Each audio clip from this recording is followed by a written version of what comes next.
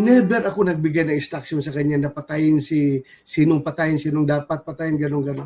Never ako nagbigay ng instruction. Ano, gusto niyo patayin?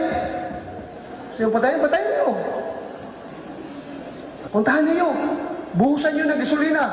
Yung bahay, sindihan niyo. Pakita ninyo na galit kayo sa kanila. Never ako nagbigay ng instruction na patayin mo ito. Kung sinong nasa listan, patayin mo ito. Meron kang reward. Cross my heart. Never ako nakapagbigay ng reward kung sino man yung reward na siya, ano yung reward na sinasabi niya. Wala akong reward na binibigay. Kung Alam ng mga pulis lahat yon, Your Honor, Mr. Chair, na patayin, may reward.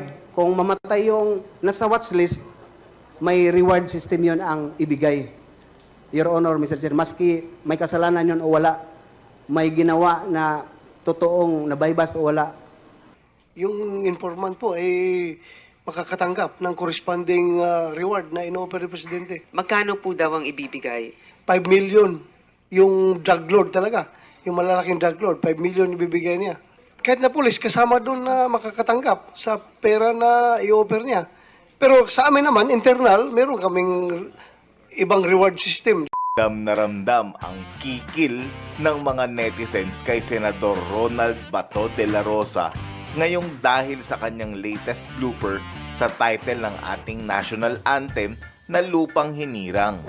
Sa sinabi ni Senator Bato de la Rosa. Siguro dapat ang mga Pilipino na ito dapat ay pakantahin natin ng 1,000 beses ng Bayang Magiliw para matuto silang magmahal ng bansa.